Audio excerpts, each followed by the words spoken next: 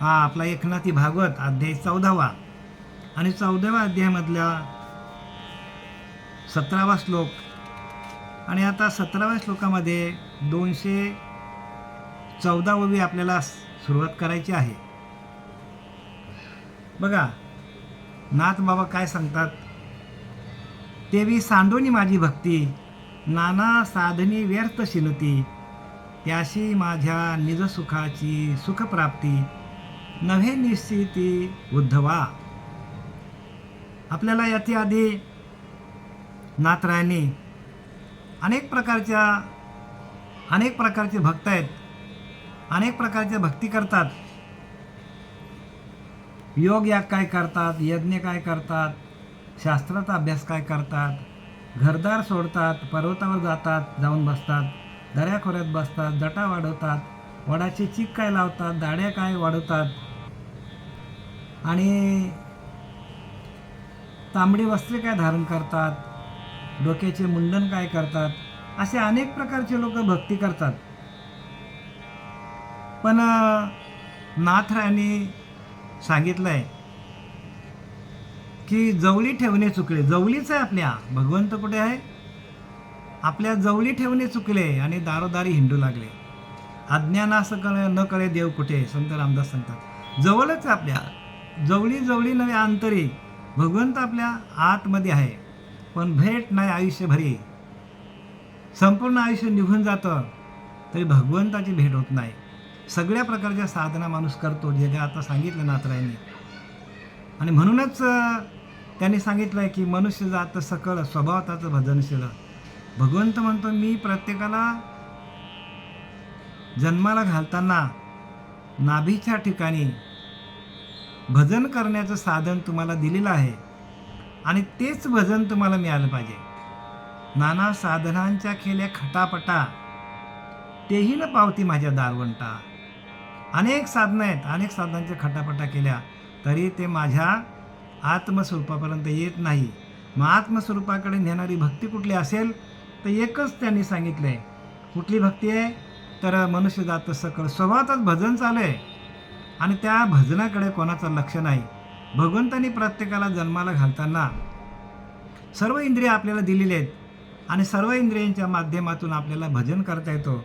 पण आपल्याला जी नाभीच्या ठिकाणी जे आपल्याला स्वभावताचं भजन दिलेलं आहे, त्या भजनाची ओळख देणारा श्री गुरु जोपर्यंत आपल्याला भेटत नाही तोपर्यंत अनेक साधनं केली तरी आपल्याला त्या भगवंताची प्राप्ती होणार नाही. का आपण संसारी माणसं आहोत आणि संसारी माणसाने आपल्याला जो दिलेलं भजन आहे आणि त्या भजनाचा एक ओवी ज्ञानोबरांनी 4थ्या अध्यायामध्ये 11व्या श्लोकामध्ये सांगितलेले आहे.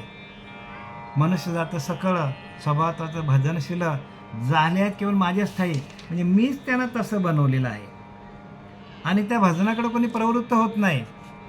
एवढी सोपी भक्ती दिलेली आहे आणि त्या सोप्या भक्तीकडे कोणाचंच लक्ष नाही.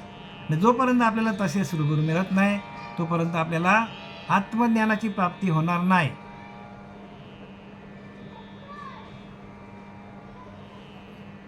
तेवी सांडोनी माझी भक्ती, नाना साधने व्यर्थ शिनती. बघा माझी भक्ती जी आहे ती तुम्हाला मी जन्माला घालतानाच प्रत्येकाला दिलेली आहे आणि ती भक्ती सोडून नाना साधने व्यर्थ शिनती. अनेक प्रकारचे भक्ती माणूस करतो, अनेक प्रकारच्या, पण त्याच्यामध्ये शिनच आहे. साधनी व्यर्थ शिनती. अनेक प्रकारची साधना केले तरी पण व्यर्थ शिनच होतं माणसाला. त्याशी माझ्या निजसुखाची सुखप्राप्ती, नव्हे निश्चिती जाण उद्धवा. काय सांगतात? माझं निजसुख आहे. निजसुख म्हणजे आपल्या आतमध्ये स्वतःचं सुख आहे, आपलं स्वतःचं सुख आहे आणि त्या सुखाची प्राप्ती होत नाही. का? ते एक अंतरीचं भजन नाही. निजसुखाची प्राप्ती नव्हे निश्चिती जाणू. निश्चितपणे 100% सांगतो की तुमच्या निजसुखाची, तुमच्या स्वतःच्या सुखाची गोडी जोपर्यंत, आत्मसुखाची गोडी लागत नाही तोपर्यंत, ते भजन जोपर्यंत भेटत नाही तोपर्यंत अनेक प्रकारची साधनं केले तरी पण त्याची भगवंताची प्राप्ती होणार नाही. असं उद्धवाला भगवंताने, कृष्ण परमात्म्याने सांगितले. जीही माझ्या भजन परवडी, केली भक्तीची कुळवाडी, ते माझ्या निजसुखाची गोडी पावले रोकडी. अत्यंतित रोकडी भक्ती सांगितली आहे. जी माझ्या भजन परवडी. बरं का, ज्यांनी भजन परवडी म्हणजे भजनाची लागवड केली कुठे? आपल्या नाभीच्या ठिकाणी. ज्यांनी ज्यांनी जे माझ्या भक्तीची लागवड करतात त्यांना माझ्या आत्यंतिक भक्तीला पीक कोणतं सांगितलं आहे? तर सुख सांगितलं आहे, आनंद सांगितलं आहे. आनंद हा भक्तीचा सुख आहे. आनंद आपल्या आतमध्ये, आनंद आपल्या पोटात मावत नाही. आणि म्हणून माणूस काय करतो? ती अवस्था झाल्यानंतर रडतो काय, हसतो काय, नाचतो काय, गातो काय, उड्या काय मारतो, गाण्यामध्ये भगवंताचे गीत काय गातो, अशी अवस्था आहे. आणि जीही माझ्या भजन परवडी केली भक्तीची कुरवाडी, ज्याने या भजनासाठी आपलं संपूर्ण आयुष्य वेचलं, ते माझ्या निजसुखाची गोडी पावली रोकडी. बघा, रोकडी सांगितली, ताबडतोब. उधार नाही, उधाराची भक्ती नाही, रोकडी भक्ती सांगितली. आणि ती रोकडी भक्ती तुम्हाला कधी मिळतो? तर ज्या वेळेला आपल्याला त्या उपासना आपल्याला भेटते, नाभीची उपासना भेटते, त्या आत्मसुखाची गोडी आपल्याला लागते. आणि त्या आत्मसुखाच्या गोडीमध्ये ज्या वेळेला भक्त रममान होतो, त्यावेळेला रममान झाल्यानंतर ती सुखाची अवस्था आहे. आणि त्या सुखाच्या अवस्थेला जोपर्यंत आपण पोचत नाही, ते सुख आपल्याला मिळत नाही, तोपर्यंत आपल्याकडे विषयांचे सुख आहे. आणि विषयांच्या सुखाच्या दुप्पट किंवा कित्येकपट ती भक्त आहे, ती भक्ती आहे, ती सुखप्राप्ती आहे. आणि ते सुख आपल्याला मिळालं की विषय आपल्याला आपोआप बाजूला होतात. ज्या निजसुखाच्या ठाई शिळेपणाची भाषाची नाही. बघा, अगदी नित्य नवीन नवीन सुख आपल्याला मिळतो. ते सुख कधीही शिळं होत नाही, ते सुख कधीही शिळं होत नाही. शिळेपणाची भाषाच नाही, विटो नेने कल्पांतीही. त्या सुखाचा कधीही विट येत नाही. इंद्रियांचा काही न पडे पांगू. बघा काय लिहिले ते, इंद्रियांचा कधीही न पडे पांगू. म्हणजे भक्ती सुख इंद्रियांना मिळत नाही. ते सुख केवळ अत्यंत भाग्यवान लोकांनाच मिळते. भक्तीचं सुख जे आहे ते इंद्रियांना मिळत नाही. इंद्रियांच्या पलीकडे जी अवस्था आहे, इंद्रिय नेनता भोगी जे आहे, लिहिले का नाही माऊलीने, इंद्रियांना माहीत पण पडत नाही. जोपर्यंत आपण इंद्रियांवर आहोत तोपर्यंत खरी भक्ती नाही सांगतात. जोपर्यंत आपण मनावर आहोत, जोपर्यंत आपण इंद्रियांवर आहोत, जोपर्यंत आपण देहबुद्धीवर आहोत, तोपर्यंत ते सुख नाही सांगतात. ते इंद्रियांचं सुख सांगतात नात्र्या.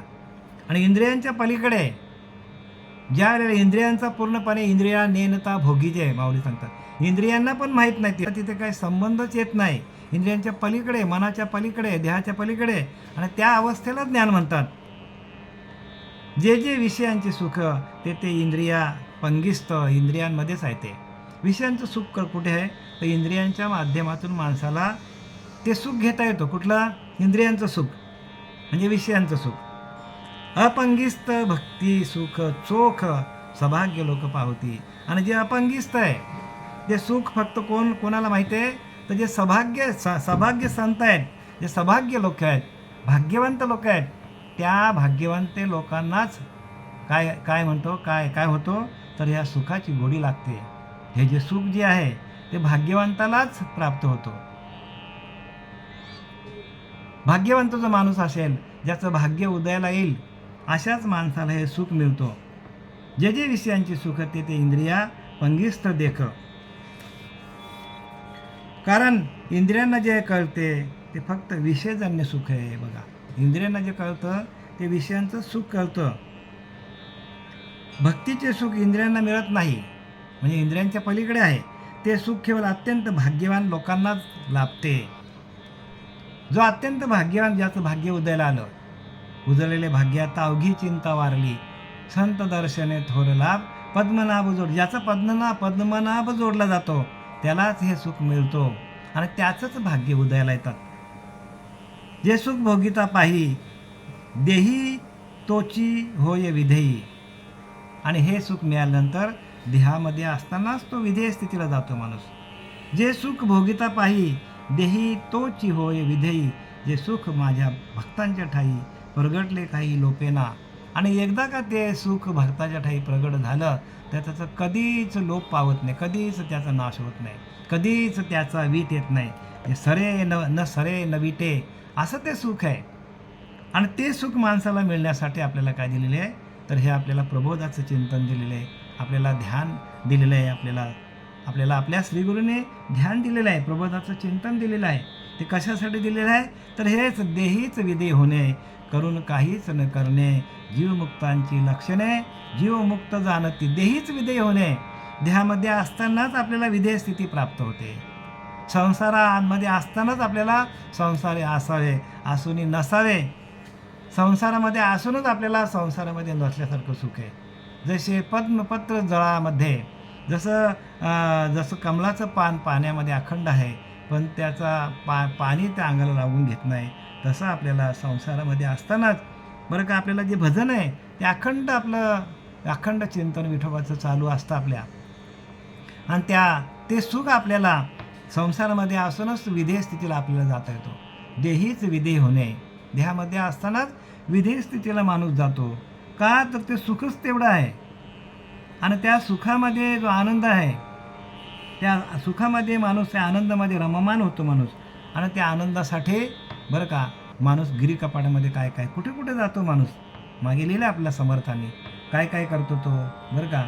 साधू काय होतो, तांबडे वस्त्र काय धारण करतो, अंगाला राख काय फासतो, अनेक प्रकारचे प्रयत्न करतो, पण ते सुख मिळत नाही. पण ते सुख एका प्रबोधाच्या चिंतनातून माणसाला मिळतो, असं नाथराने सांगितलं ते. जे सुख भोगिता पाही देही तोच होई विधेयी, देहामध्ये असतानाच विधेय स्थितीला जातो. सुख पावले नवल काही, परी केवल जे विषयी भजनी त्याही सुख प्राप्ती. ज्याप्रमाणे माझ्या श्रेष्ठ भक्तांना भजनाचे सुख मिळते, त्याचप्रमाणे संसारी लोकही जेव्हा जेव्हा माझे भजन करतात, तेव्हा तेव्हा त्यांना माझ्या भजनाचे सुख मिळते. इथं लिहिलेच की नाही, स्पष्टच लिहिलं की नाही. हे उत्तम जे भक्त आहेत बरं का, ते काय करतात, संसारामध्ये असूनही काय करतात, त्या सुखासाठी, त्या सुखाला ते प्राप्त होतात.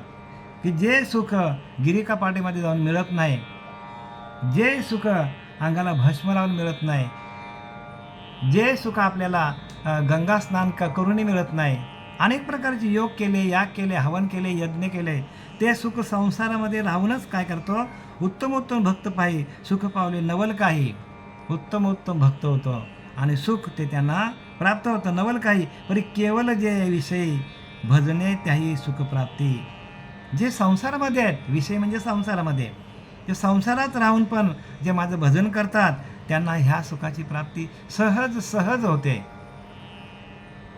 देख मनुष्य जात सगळं स्वभावताच भजन चालू आहे त्यांचा, पण त्याच्याकडे लक्ष नाही त्यांचा. म्हणून येतो लक्षार्थ अनुभवणे. काय सांगितले रामदास स्वामींनी, लक्ष ठेवून तिथं आपल्याला संसारामध्ये सगळं करायचं, कामधंदा, उद्योगधंदा, सगळं जे काय मुलं बालस, जे काय आपलं शिक्षण मुलांचं सगळं जे काय करून आपल्याला त्या संसारामध्ये राहून आपल्याला ते भजन आपल्याला करता येतो. आणि म्हणून भगवंतानी ह्याची मनुष्याची जेव्हा निर्मिती केली, त्या निर्मितीच्या वेळेलाच भगवंताने हे भजन आपल्याला दिलेलं आहे. कारण त्याला माहिती आहे लोक संसारामध्ये गेले का अडकून पडतील. आणि जोपर्यंत आपल्याला नाभीच्या ठिकाणी असलेला तो नाम जेव्हा आपल्या आईच्या पिंडामध्ये चालू होता, आईच्या पिंडातले नाम ज्या वेळेला बालक बाहेर येतो, त्यावेळेला ती नाळ कापली जाते, त्यावेळेला आपलं भजन बंद पडतो. मग तसा गुरु आपल्याला जोपर्यंत मिळत नाही तोपर्यंत ते भजन चालू होत नाही. आणि म्हणून जे आपल्याला नाभीच्या ठिकाणी उपासना देतात, ध्यान करतात आणि ते प्रबोधाचं चिंतन देतात, त्यालाच आपण काय समजायला पाहिजे, गुरु समजायला पाहिजे. भजने त्याही सुखप्राप्ती, भाग्यवशे सत्संगती, आस्तिक्य भावे अनन्य स्थिती, अल्पही माझी घडल्या भक्ती, विषय निवृत्ती तेने होय. भाग्यवशे सत्संगती, काय सांगितलं इथे, की भाग्यवशे सत्संगती म्हणजे हे जे आपल्याला आहे, हे आपल्याला जे भजन जे आहे ते आपल्याला भाग्यानेच मिळतो आणि संतांच्या संगतीमध्ये गेल्यावर मिळतो.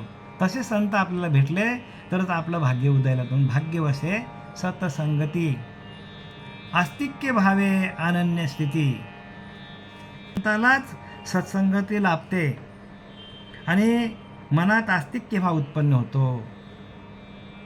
आणि म्हणून माझी जरी अल्पशी भक्ती घडली तरी मन विषयांकडे धावत नाही. ना तर सांगतात थोडीशी जरी अल्प माझी घडल्या भक्ती, जराशी जरी आपल्याकडनं ती भक्ती घडली तरी माणूस विषयांकडे जात नाही. विषय बाजूला होतात. अल्पशी माझी घडल्या भक्ती, थोडीशी जरी आपण म्हणतो ना की एखादा लोखंड आहे, त्याला परिसाचा एका टोकाला जरी स्पर्श झाला तरी संपूर्ण जेवढा लोखंडाचा दरवाजा असेल किंवा लोखंडाचं जे काय शस्त्र असेल, लोखंडाचं जे काही साधन असेल, ते संपूर्ण शस्त्राचं म्हणा, साधनाचं म्हणा, त्या लोखंडाच्या कुठलाही जो काय असेल लोखंडाचा जेवढा मोठा तुकडा असेल, त्या संपूर्ण तुकड्याचं काय होतं तर पूर्णपणे त्या लोखंडाचं काय होतं, सोनं होतं. एका कुठल्या पण टोकाला जरी ह्याचा आपल्या परिसाचा स्पर्श झाला तर अखंड ते सोनं होऊन जातं त्या लोखंडाचं. तसं आपल्याला थोडं जरी त्याचा आत्मसाक्षात्कार झाला, जरासा जरी भगवंताचा स्पर्श आपल्याला झाला तरी काय होतं, अल्पही माझ्या घडल्या भक्ती, विषय निवृत्ती तेने होय. संपूर्ण विषय बाजूला होतात माणसाचे. आणि ज्या वेळेला विषय बाजूला होतात त्यावेळेला स्वयंभू आपला बरं का, स्वयंभू आपला सूर्यप्रकाश म्हणजे आत्मप्रकाश स्वयंभू बाहेर पडतो. ह्या आपल्या आत्मप्रकाशावर, आत्मतत्वावर किंवा आत्म्यावर आपल्या जो काही विषयांचं आवरण आलेलं आहे, जसा एखादा सूर्य आहे, त्या सूर्यावर जसं ढगांचं आवरण येतो तसा आपला आत्मा आहे, आपला अंतरात्मा जो आहे, त्या अंतरात्म्यावर असलेला आहे मलविक्षेप आवरण आलेलं आहे. ते जोपर्यंत बाजूला होत नाही बरं का, आपण स्वयंप्रकाशित आहोत. प्रत्येक माणूस हा स्वयंप्रकाशित आहे. प्रत्येक भक्त हा स्वयंप्रकाशित आहे. जो भक्ती करायला जातो तो स्वयंप्रकाशित आहे. प्रत्येक जीव हा स्वयंप्रकाशित आहे. पण त्याच्यावरती आलेला जो आवरण आहे, आवरण जोपर्यंत बाजूला होत नाही तोपर्यंत आपला आत्मप्रकाश, स्वयंभू आपला आत्मप्रकाश बाहेर येत नाही. जोपर्यंत आपल्याला स्वयंभू आत्मप्रकाश आपल्यामध्ये प्रकाशित होत नाही, काय सांगितलं त्याने की आपल्याच आत्मप्रकाशामध्ये आपल्याला या ग्रंथांचं वाचन करता यायला पाहिजे. विषय निवृत्ती तेने होय. विषयांची निवृत्ती जोपर्यंत होत नाही, विषय जोपर्यंत बाजूला होत नाही, रजगुण तमगुण सत्वगुण जोपर्यंत बाजूला होत नाही, आलेला अहंकार देहाचा अभिमान जोपर्यंत बाजूला होत नाही, तोपर्यंत आपल्या स्वयंप्रकाश आपला होत नाही. स्वयंप्रकाश आत्मप्रकाश स्वतःचा जोपर्यंत आपल्यामध्ये प्रगट होत नाही तोपर्यंत विषय वासना तिथेच आहेत. आणि एकदा का आपली विषय वासना बाजूला झाली तर आपण स्वयंभू आत्मप्रकाशित होतो.